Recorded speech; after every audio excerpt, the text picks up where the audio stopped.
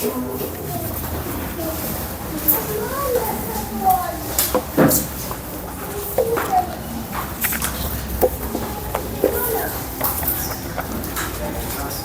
pertama bersama dengan keluarga kami, saya menyapa kita semua.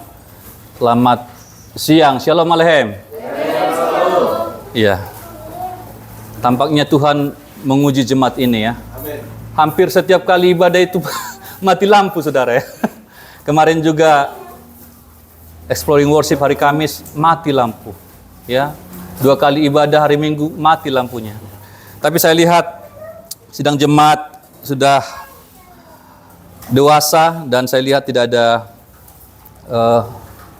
ada semacam dongkol ya.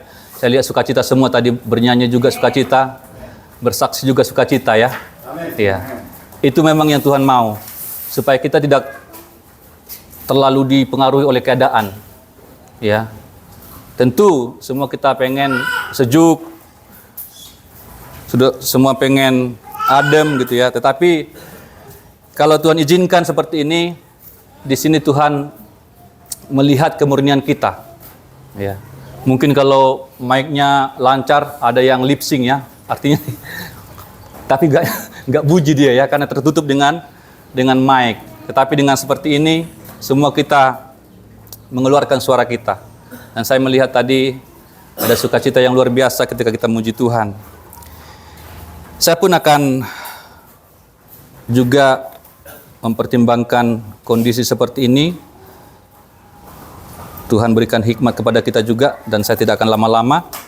Tetapi kita tetap akan melihat firman Tuhan, karena ini bagian yang sangat penting dalam ibadah kita, yaitu pemberitaan firman Tuhan. Pada siang hari ini saya mengambil tema yaitu parenting. Ya. Bulan ini kita berbicara tentang keluarga sebagai subtema dari komitmen. Ya, salah satu komitmen yang seharusnya berada di dalam prioritas kita adalah komitmen kita terhadap keluarga. Komitmen terhadap keluarga itu dimulai dari komitmen antara suami dan istri. Suami dan istri, kita sudah membahas ini dalam tema yang bulan lalu, yaitu nikah. Suami dan istri itu harus sungguh-sungguh memiliki komitmen. Karena keluarga itu sebenarnya sederhananya hanya dua hal ya. Suami dan istri itu adalah inti dari keluarga. Suami dan istri adalah inti dari keluarga. Kemudian ketika suami dan istri itu sudah mendapatkan karunia dari Tuhan, mendapatkan buah nikah, maka orang tua dan anak itu adalah keluarga inti. Ya. Seringkali kami ngomongin keluarga ya dengan anak-anak ini ya. Si Queen sudah mulai bisa berkomentar-komentar. Kami ajarin siapa keluarga itu. Ayah, mama, Galaksi, Queen. Terus ditanya lagi, Onti Desi keluarga kan? Karena terlalu terbiasa kan dengan Desi ya, dia pun senang dengan Desi. Onti Desi juga keluarga kan? Ya kadang kita ada juga agak susah juga menjawab. Ya bukan keluarga tapi keluarga jauh saya bilang gitu. Iya, karena anak-anak ini ketika bertanya kita harus hati-hati menjawab, ya kan? Jadi pokoknya yang dekat sama dia dianggap keluarga begitu ya. Tetapi ini keluarga inti itu adalah orang tua dan anak. Orang tua dan anak. Ya, ketika anak-anak hadir dalam sebuah nikah, sudah mulai ada namanya parenting dalam keluarga. Ya. Sebelumnya kita akan melihat satu bagian firman Tuhan untuk mendasari renungan kita. Coba kita lihat Yesaya ya. Yesaya pasal 45.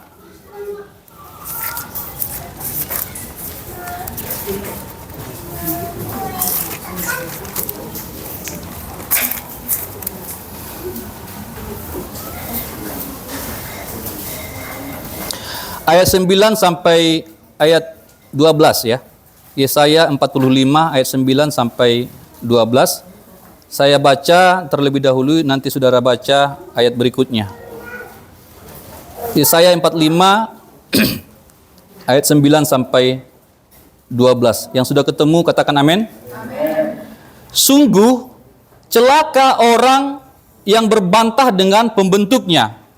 Dia hanya pecahan periuk dari tanah saja. Bagaimana mungkin tanah liat berkata kepada pembentuknya, apa yang kau buat? Atau yang telah dibuatnya itu berkata, engkau tidak punya tangan.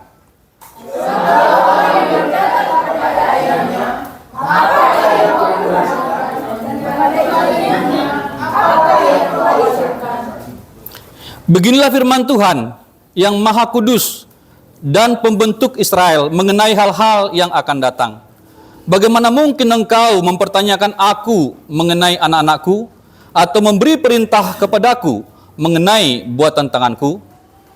Apa yang menjadikan bumi dan penciptaan manusia di atasnya? Tanganku lah yang berkata mati, dan aku lah yang memberi perintah kepada seluruh tentara. Iya, celakalah orang yang berkata kepada ayahnya, apa yang kau peranakkan? Dan kepada ibunya, apakah yang kau lahirkan? Kita akan kembali nanti ke ayat ini, kita akan fokus nanti ayat yang ke-10 itu. Tetapi saya jelaskan dulu apa itu parenting. Parenting itu adalah perihal pengasuhan anak. Ya, perihal mengasuh anak. Sikap dan perilaku orang tua yang melibatkan perasaannya, pola pikirnya untuk mengasuh seorang anak yang hadir dalam nikahnya.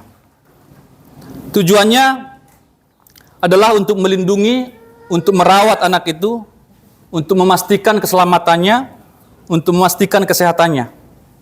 Di samping itu juga parenting itu untuk mempersiapkan seorang anak menghadapi masa depannya. Jadi ini tugas dari orang tua. Parenting adalah pengasuhan anak. Ketika anak itu sudah hadir, maka anak itu harus diasuh dengan baik. Iya. Atau singkat katanya, parenting itu adalah pola asuh. Bagaimana pola asuh? Ya.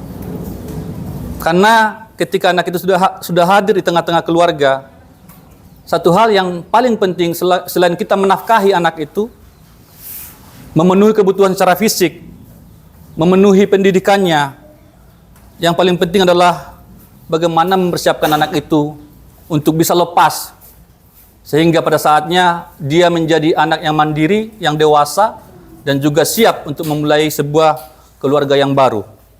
Itu tugas berat Bapak Ibu. Itu tugas yang sangat berat. Ya, ada sukacita yang kami alami, yang kita alami bersama-sama. Kami keluarga yang masih muda, ketika anak itu hadir, ada sukacita yang luar biasa. Tetapi di samping itu, ada juga semacam ketakutan. Ya, bagaimana nanti anak ini sudah besar, ketika dia sudah beranjak remaja, melihat juga kejahatan-kejahatan yang saat ini semakin luar biasa. Bagaimana nanti ketika anak ini sudah bisa memegang gadget, ya, sekarang sudah bisa. Tetapi lebih lagi nanti ketika mereka misalkan sudah bisa mengeksplor banyak hal di luar batas-batas kemampuan kita untuk mengawasi mereka. Bahkan saat ini Bapak Ibu, anak-anak itu sudah lebih pintar daripada kita. Apalagi soal teknologi ya, soal gadget, soal handphone. Ya. Dibanding dengan orang tua, anak-anak itu lebih pintar, lebih canggih. Artinya semua mereka bisa akses. Ini semacam ketakutan. Ya.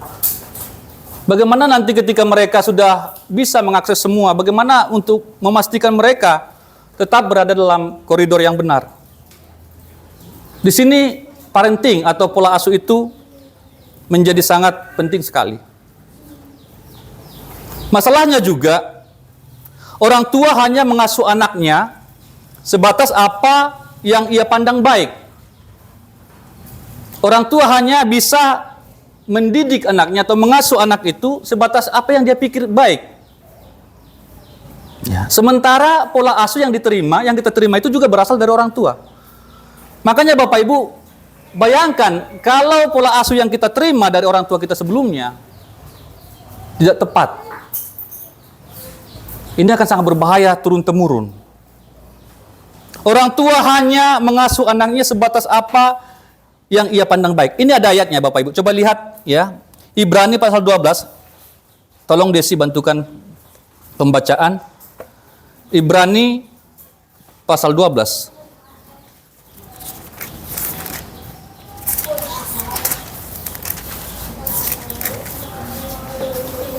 Ayat 10, silakan. Demikian firman Tuhan. Sebab mereka mendidik kita dalam waktu yang singkat, sesuai dengan apa yang mereka anggap baik. Iya. Tetapi Dia menghajar kita untuk kebaikan kita, supaya kita beroleh bagian dalam kekudusannya. Iya. Sekali lagi Desi, lebih pelan lagi, ya. Sebab mereka mendidik kita. Iya, ini ayah ya, ini orang tua. Orang tua mendidik anaknya terus Dalam waktu yang singkat. dalam waktu yang singkat. Sesuai dengan apa yang mereka anggap baik. Iya. Tetapi Dia menghajar kita untuk kebaikan kita, supaya kita beroleh bagian dalam kekudusannya. Iya, tetapi dia di situ Allah, ya. Allah mengajar kita. Dikatakan apa tadi Desi? Allah mengajar kita Untuk kebaikan kita. untuk kebaikan kita. Supaya kita beroleh bagian dalam kekudusannya. Iya.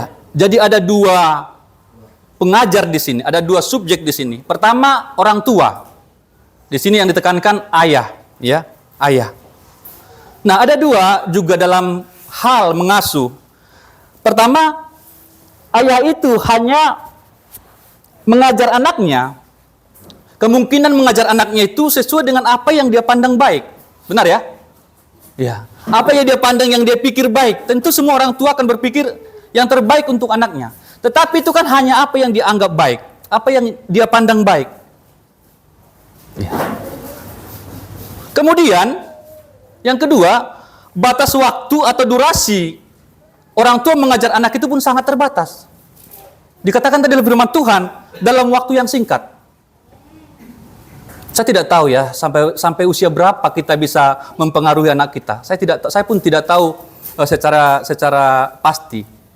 Tetapi yang saya tahu pasti bahwa kita punya waktu yang sangat terbatas. Orang tua punya waktu yang sangat terbatas untuk mempengaruhi anaknya. Contohnya ya, di usia seperti saya atau usia seperti Ayuhana. Mungkin Ayuhana ini tidak bisa lagi dipengaruhi oleh ayah. Ya. Sangat terbatas. Makanya saya seringkali menyampaikan di tempat ini, kita itu punya waktu yang sangat terbatas untuk mendidik anak. Apalagi anak kita sudah keluar dari rumah. Ya, kita sudah lost kontak itu. Ya. Jadi bagaimana kita memastikan sebagai orang tua bisa memberikan pola asuh yang baik kepada anak kita selama pengaruh kita masih ada. Ini ada indikator Bapak Ibu ya. Anak-anak sekarang ini ya. Kalau anak itu sudah berkata, sudah lama, sudahlah Pak, Bapak tahu apa, Bapak kuno, berarti sudah mentok itu. Ya. Artinya perkataan ayah itu atau perkataan ibu itu sudah tidak bisa masuk lagi. Karena anak itu sudah punya pemikiran sendiri, sudah punya pandangan sendiri. Ya. Nah di sini Bapak Ibu, maka di sini penting sekali. Ya. Kemudian dikatakan tadi orang tua itu hanya memikirkan apa yang ia pikirkan baik. Saya teringat itu ya dengan cerita bapak saya. Ketika bapak dihajar oleh opung. Ya. Kemudian ketika sudah dewasa mereka dikumpulkan. Dan opung ini minta maaf kepada anak-anaknya. Dan opung berkata, maafkan saya, karena saya hanya tahu cara itu. Cara apa? Mungkin cara seperti Jepang, ya. Cara Jepang, cara militer gitu ya. Tiap kali anaknya salah, hajar. Tiap kali anaknya salah, hajar. Ada yang mengikat anaknya di pohon. Ada yang mengikat anaknya di pohon kelapa ya. Macam-macam. Ada yang merendam anaknya di bak mandi. cara menghajar anak gitu ya. Nah, sejauh mana itu bisa kita pastikan akan mendidik anak itu menjadi orang yang baik? Mungkin di pikiran ayah itu tujuan saya baik, supaya anak ini tidak kurang ajar ke depannya. Itulah yang dia pikir. Dia ajar anaknya. Saya pernah juga, karena saya kecil di hadapan opung ya. Dari kecil itu, sebelum saya SD, saya dengan Papa Ben itu, Hendy itu, sudah dibawa ke kampung dan kami dibesarkan oleh opung. Ya. Jadi dari kecil kami dididik oleh opung kami. Satu kali kami main lempar-lemparan. Kalau Bapak Ibu teman-teman tahu, itu ada piring dari kaleng ya. Kalau di kampung itu banyak piring dari kaleng. Itu biasanya tepi-tepinya itu sudah karatan ya. Jadi dia main lempar-lemparan begini. Sep ya. Jadi ketika Hendy melempar, kena di siniku. Langsung berdarah. Ini masih ada bekas di sini. Ya, langsung berdarah. Apa yang dilakukan opung? Ya. Dia tidak mengobati saya untuk membalu saya, enggak. Dia dulu yang dihajar, yang dikejar. Mana dia? Langsung diambil sapi lulut. Tahu sapi lulut? Macam apa itu sapi lulut itu ya? Semacam akar-akaran lah ya. Dicari, dikejar. Jadi Hendy dulu yang dipukul sama dia, baru saya dikerja diurus. Saya masih ingat itu.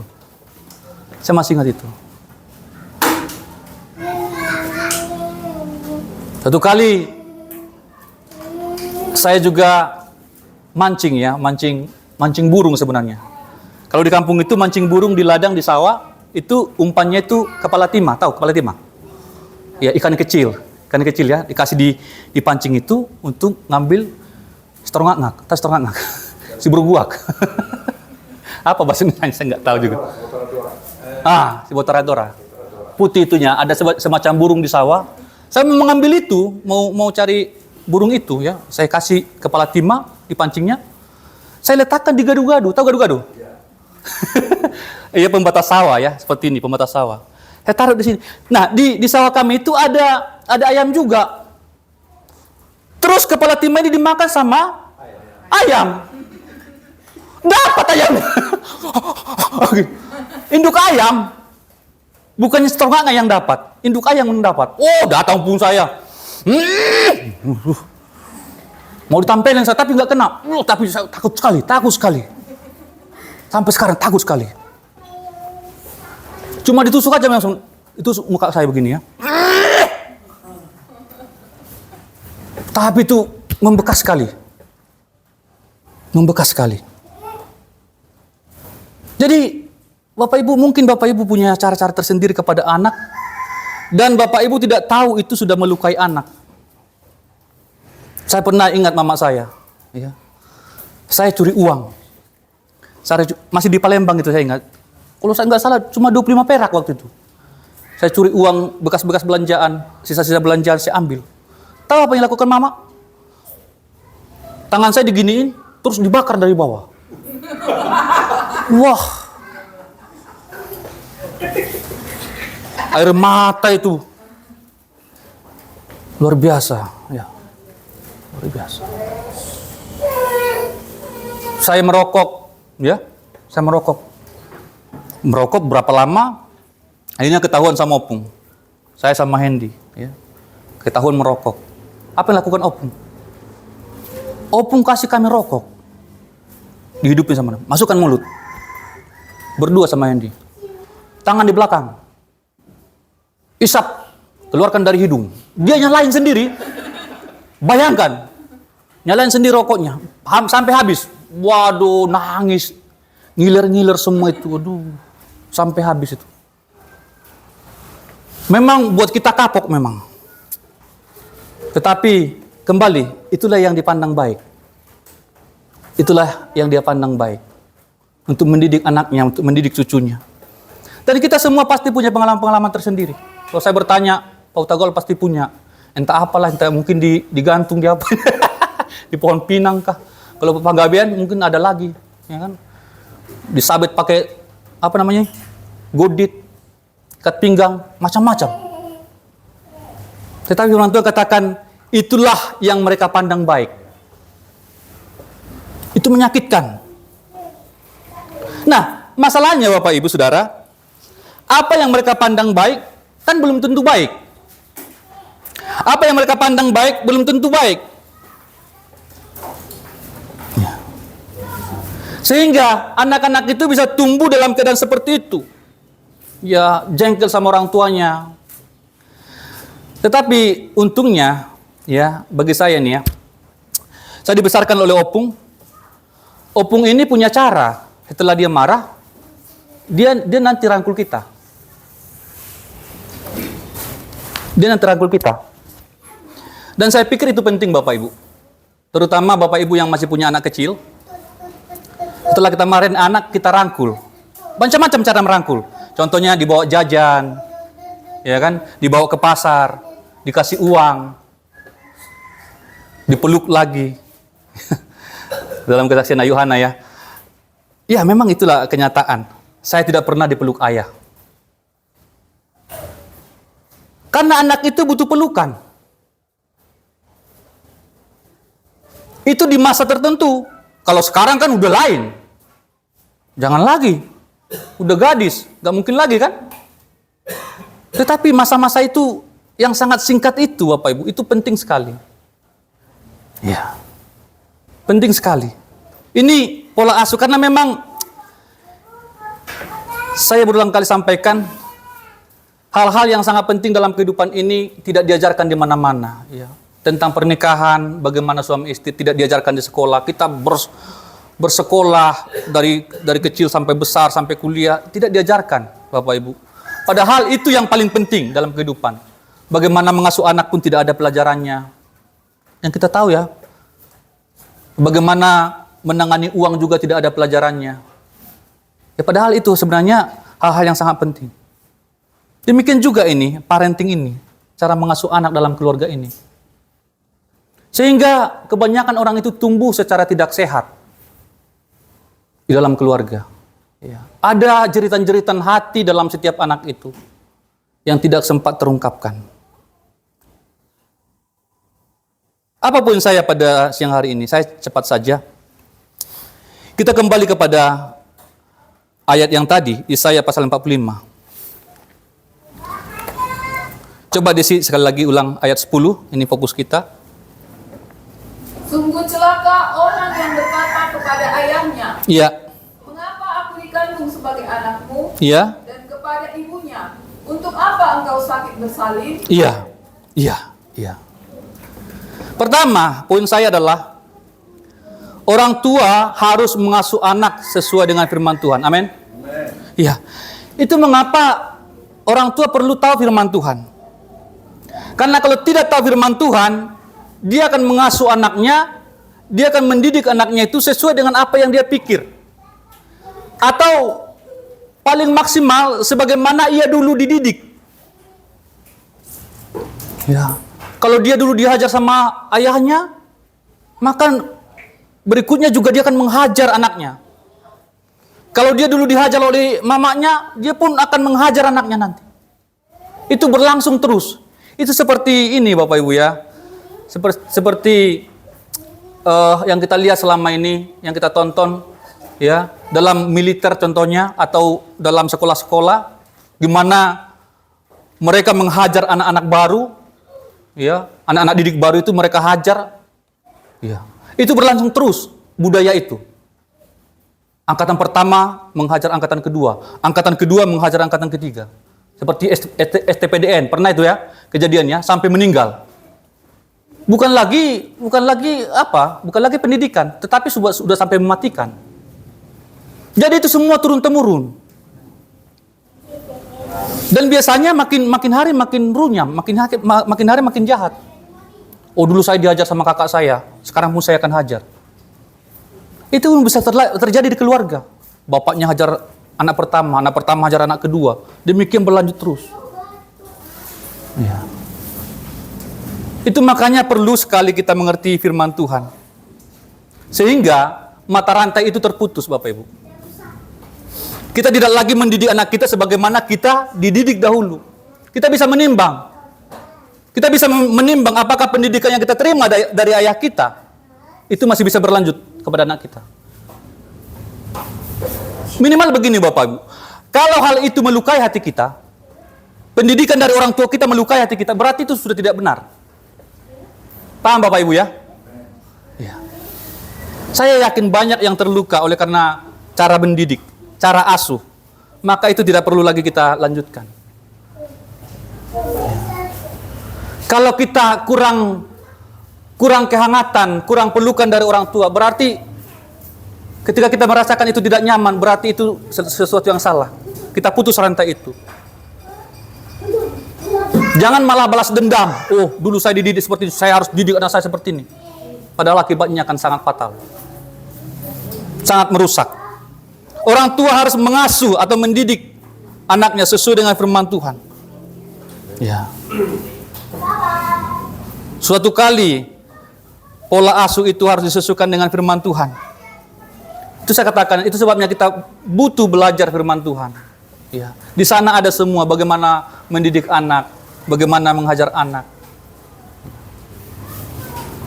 bagaimana berbicara kepada anak. Kalau di kampung sana, oh si Anu, saya disarap babeti mau, katanya kan. Langsungnya diterkam harimau, cobalah. Kata-kata begitu gimana coba? Nasomo tadoh.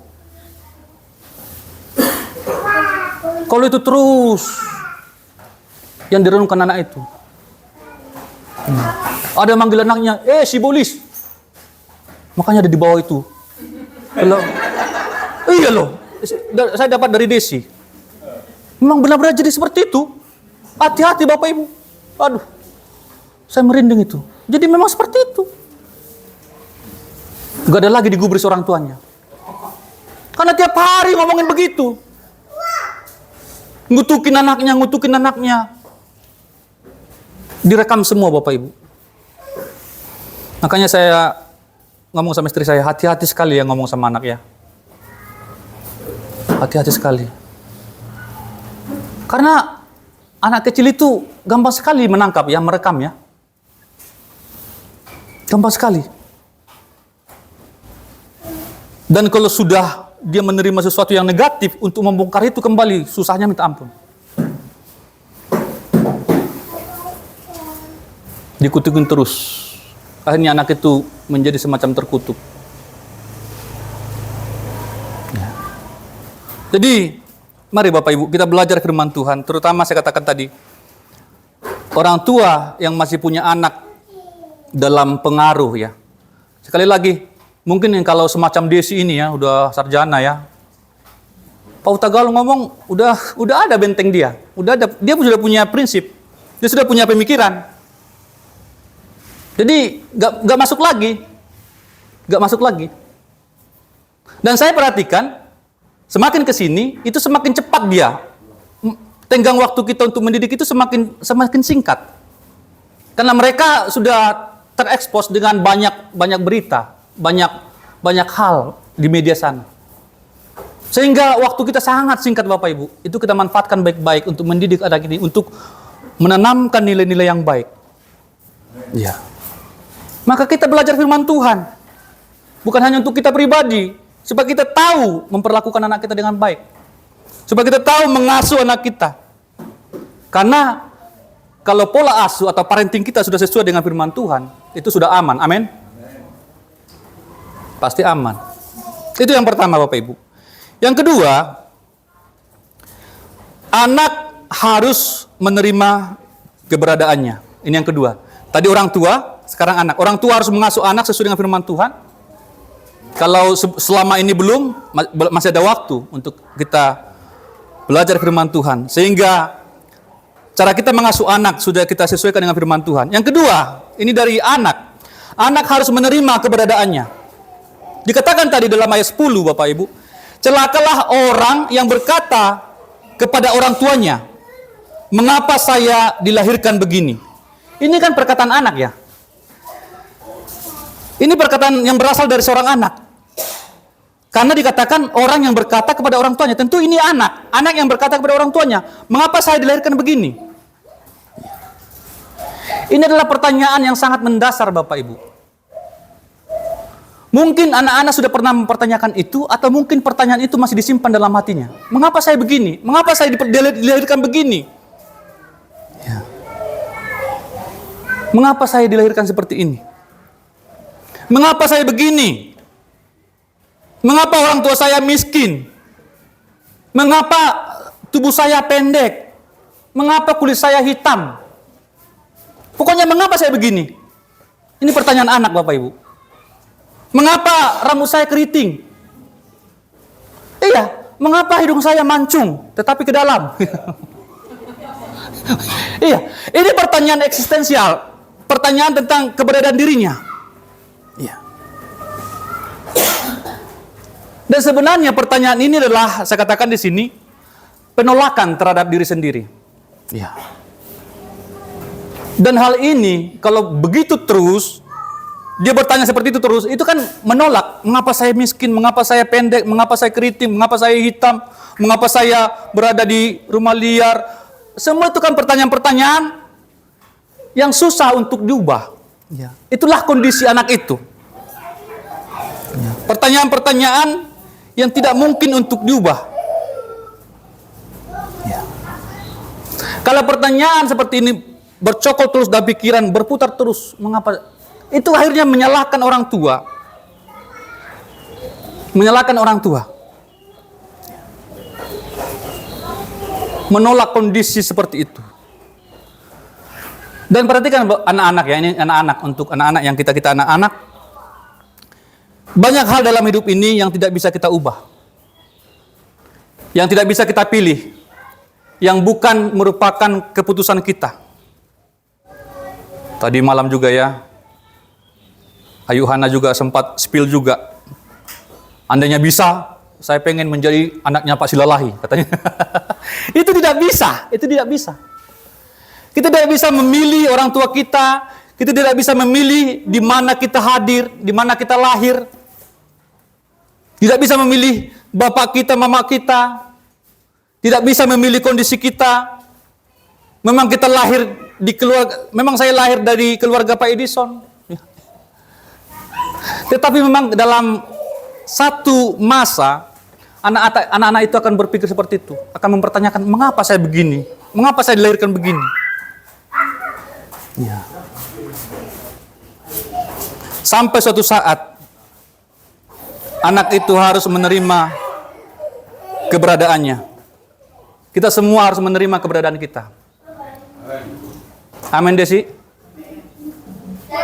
Memang kamu anaknya Pauta Gaul. Bagaimanapun buruknya, bagaimanapun baiknya, kamu anaknya. Memang saya anaknya Pak Edison. Saya tidak bisa meminta saya menjadi anaknya Pak Situmorang. Karena itu sudah ditakdirkan oleh Tuhan. Amin. Yes. Jadi jangan lagi bertanya, mengapa saya dilahirkan begini? Kalau memang hidung kita tadi mancung ya, mancungnya ke dalam, biarkan begitu. Amin. Amin. Ya. Sudah berapa? Kalau dioperasi nanti takut salah, Pak. Dioperasi masih kurang mancung. Dioperasi lagi kurang lagi mancung. Ya. Yang ketiga kali dioperasi jadi hancur. Ya. Michael Jackson ya. Karena ada juga untungnya kalau hidung kita pesek, Bapak Ibu. Apa untungnya? Kita bisa minum kelapa langsung. Begini ya. Coba panjang hidungnya, bisa nggak? Coba bayangkan, panjang hidungnya begini, kayak Pinocchio. Nggak bisa, harus pakai sedotan. Makanya orang barat banyak juga iri sama kita. Kita bisa langsung begini, minum kelapa ya. Oh iya. Mereka iri sama kita. Sama juga dengan kulit kita. Kita saumatan kan, mereka juga iri. Mereka ingin seperti kulit kita. Makanya mereka berjemur di pantai. Kalau kita kan pakai sunblock ya. Supaya jangan hitam ya. Mereka pengen kulit kita. Makanya banyak bule suka nikah sama orang Indonesia. Makanya siap-siap ya bahasa Inggris ya. Halo? Ada ponakan kami nikah dengan orang Itali. Davide namanya. Orang Itali. Iya, siap-siap lah. Jadi jangan permasalahkan lagi kulitmu, amin. Nggak ada kulit yang terlalu baik atau terlalu buruk. Mau hitam, mau coklat, mau apa, semua itu baik. Amin. Amin. Ya. Haleluya. Siapa bilang hidung Pautha Gaul lebih baik dari saya? Enggak lah. Ya. Jadi terima itu. Amin. Amin. Jangan berkata, jangan bertanya lagi, mengapa saya dilahirkan begini? Mengapa saya dilahirkan di sini? Mengapa saya dilahirkan miskin? Mengapa saya dilahirkan mengapa Tuhan? Mengapa Tuhan? Terima itu. Dan berangkat dari situ. Amin. Karena kalau kita selalu bertanya seperti itu, kita akan meratapi itu di pojokan. Benar ya? Dan kita mempersalahkan semua orang-orang sekitar kita, mempersalahkan orang tua kita. Mengapa saya miskin? Itu makanya saya tidak bisa kuliah. Kami miskin, kami kuliah. Itu Yohana. Saya miskin, saya kuliah S2, sekarang S3. Siapa bilang orang miskin tidak bisa kuliah? Bisa, amin? Amin? Cari caranya. Kalau kamu menjadi orang yang baik, malahan orang tawarin dengan ngemis-ngemis. Ya. Ayolah kuliahlah Pak Saud. Ayolah. Ayolah kuliahlah. Iya. Kalau memang orang tua kita sudah tidak bisa diandalkan lagi, jangan andalkan lagi, amin? Enggak amin ini. Iya, karena itu sesuatu yang tidak bisa kita rubah, Bapak Ibu. Kok Bapak Ibu ini aja lah ya, anak-anak ya, anak-anak. Itu sudah tidak bisa kita rubah lagi. Ya. Berjuang sendiri, kayak Yohana, amin? Iya. Saya banyak sekali berkati dengan tur-tur ya, dengan Yohana ya. Tadi malam juga, waduh, semua heboh di Batu Haji, Philadelphia. Hanya waktunya sangat singkat, terlalu banyak kata sambutan dari caleg-caleg itu ya. Masuk lagi barang itu. Aduh. Tiap kali ada kumpulan, masuk lagi si caleg ini. Coba perhatikan sekarang ini ya. Tiap kali ada kumpulan, masuk caleg. Kapan itu masuk, nggak tahu. Jadi habis waktu. Padahal ada sesuatu pesan yang dia mau sampaikan. Jadi buru-buru kan, belepotan jadinya. Akhirnya tidak semua menangkap esensinya kan. Ya. Tapi kami diberkati, kami udah banyak ngikutin Yohana. Ada sesuatu yang dia sampaikan. Dan sebenarnya kalau saya nilai, dan ini juga berlaku untuk kita semua, anak-anak muda, itu adalah semacam turning point. Ya. Turning point artinya titik balik. Harus ada titik balik dalam kehidupan kita. Harus ada titik balik. Turning point. Ya. Itu akan membuat kita menjadi pribadi yang berbeda nanti. Dan itu akan menentukan kita akan berhasil atau tidak. Ya. Karena hal-hal yang tadi itu tidak bisa kita rubah lagi. Jadi jangan fokus pada hal-hal yang tidak bisa kita rubah lagi. Amin. Ya. Kita tidak bisa rubah keadaan kita, keadaan keluarga kita, keadaan ayah bapak kita. Kita tidak bisa rubah bapak kita, tidak bisa. Tetapi ada hal yang bisa kita ubah. Jadi saya catat di sini teman-temannya, turning point atau titik balik kedewasaan adalah menerima yang tidak dapat diubah. Katakan, menerima yang tidak dapat diubah. Menerima yang tidak dapat diubah. Ya, coba anak muda ya, kenali itu apa saja yang tidak bisa diubah. 1, 2, 3. Jangan lagi sibuk di situ. Kalau di usia 20 tahun, kamu tidak bisa lagi tambah tinggi. Ya, biarkan aja kamu di situ. Mau semeter kotor kek, mau 2 meter kek, cukup di situ. Amin ya. Karena sudah cukup, masa pertumbuhannya sudah selesai secara fisik ini. Ya. Jangan lagi rubah-rubah, sudah. Nikmatin aja itu. 1,75 misalkan. Udah cukup itu. Karena di suatu tempat nanti butuh juga yang agak pendek. Benar ya? Kok semua butuh tinggi? Buat semua. Ada juga hal-hal nanti yang membutuhkan orang-orang yang lebih pendek. Amin ya? Itu yang kita cari. Itu yang kita cari. Ukuran tubuh kita tidak bisa kita rubah lagi. Wajah kita tinggal segini, tidak bisa lebih lebar lagi. Benar ya? Amin ya? Amin. Ya. Kalau ada duit, tinggal make up. Tetapi ini sudah begini nih, tongkrongannya nih. Ya. Saya kasihan juga kalau wanita-wanita ini ya, keringatan begini. Akhirnya bedaknya itu semua luluran. Kalau kami kan nggak pakai bedak. Kami anggap aja ini olahraga ini, pembakaran lemak ya. Tetapi cewek-cewek ini kasihan juga. langsung meleleh semua gitu. Jadi jangan fokus pada hal-hal yang tidak bisa kita rubah. Saya mungkin sudah pernah sampaikan, apa turning point saya, apa titik balik saya. Ketika saya kuliah, sewajarnya kan orang tua itu memberikan kita supply ya, memberikan kita uang lah, uang kuliah. Tetapi setiap kali saya minta waktu itu, Bapak bilang, sudahlah, berdoalah, ya kan? Bulan depan lagi, berdoalah, beriman. Ya. Telepon lagi, berdoalah Saud. Kami juga berdoa di sini. Gitu aja terus. Lama-lama, entah hikmat dari mana Bapak ini, Bapak Gembala ini. Begini Saud ya, kamu sudah memilih menjadi hamba Tuhan ya. Mulai sekarang, saatnya kamu hidup dengan imanmu sendiri.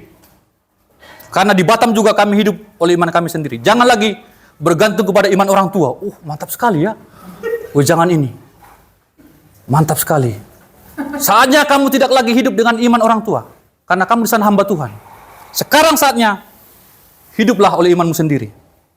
Sejak itu Bapak Ibu, itulah turning point saya. Saya memutuskan tidak akan minta-minta lagi dari orang tua.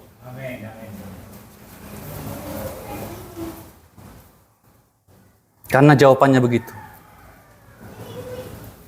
Nah, bagaimana kita menanggapi hal seperti ini? Ini penting. Bagaimana kita menanggapi hal semacam ini yang menyakitkan hati kita? Yang kita anggap tanggung jawabnya, kemudian dilempar ke kita. Itu penting. Kalau kita gagal di situ, kita langsung pulang, uring-uringan, berarti orang tua saya tidak bertanggung jawab, orang tua saya, kita selesai. Tetapi apa yang saya ambil waktu itu, oke lah, sejak saat ini saya tidak lagi minta-minta. Dan sejak saat itu, Tuhan menolong saya. Waktu itu ada beberapa rupiah itu hutang saya. Kemudian satu kali saya dipanggil ke kantor. Saud datang ke kantor. Saya pikir nagih lagi kan. Biasanya kan nagih. Udah takut sekali saya. Takut. Duduk dulu Saud. Ya, saya duduk. Ya, kenapa Bu? Doamu sudah dijawab. Ini ada uang untuk kuliahmu. Dan nampaknya ini lebih dari cukup. Ini bagaimana Saud? Saya langsung jawab. Sudah Bu, semua utang saya lunasin dan sisanya itu simpan saja untuk utang saya selanjutnya. Ya. Sejak itu Bapak Ibu, saya tidak pernah lagi bermasalah soal masalah uang kuliah. Dan saya tanya itu siapa yang berikan dan tidak dikasih jawaban itu siapa. Ada anak Tuhan, yang penting kamu doakan dia, usahanya berhasil dan sukses. Dan saya doakan. Sejak saat itu waktu itu masih pertama-tama saya masuk, awal-awal semester itu, kalau nggak salah 1 tahun. Tetapi sejak itu, saya tidak pernah lagi bermasalah soal uang kuliah. Tuhan tolong terus, sampai saya S2 selesai. Saya tidak pernah minta lagi ke orang tua soal uang kuliah. Sampai saat ini Bapak Ibu. Nah, teman-teman. Ya, jadi harus ada turning point. Itu juga yang sampaikan Ayuhana. Ketika dia untuk 200.000 pun diminta, mau ke Danau Toba tidak ada. Tetapi dia tidak patah hati, patah arang, patah semangat. Malahan dia berimajinasi, membuat peta di kamarnya. Peta ASEAN itu. Jengkal-jengkal terus. Saya akan ke sini. Dan terbukti semua. Amin. Itu ada buktinya. Bukan omong kosong, bukan cerita-cerita belaka. Dan saat ini saya mengikuti S3 juga demikian. Bukan orang tua. Bukan siapa-siapa. Tapi kamu akan menemukan jalanmu. Kalau kamu bertemu dengan Tuhan. Amin. Itu juga yang diajarkan Ayuhana. Connected with God. Bertemu dengan Tuhan. Cari Tuhan. Karena ada batasnya mengandalkan orang tua. Dan itulah sebenarnya tugas orang tua. Untuk menemukan anak itu dengan Tuhan. Saya tutup di sini. Jadi bukan lagi saling menuding. Saling menuntut. Tetapi saya tutup. Keluarga yang diberkati harus saling memberkati. Amin. Tidak lagi menuntut ayah, tidak lagi menuntut anak, harus begini, harus begono. Pokoknya kita harus saling memberkati. Harus harmonis dalam keluarga itu. Sehingga berkat Tuhan akan mengalir. Dan masa depan kita akan indah. Masa depan gereja kita semakin indah. Ini firman Tuhan bagi kita pada siang hari ini. Semoga menjadi berkat buat kita semua. Pelayan selanjutnya silakan Bapak Gembala. Silakan Bapak Gembala.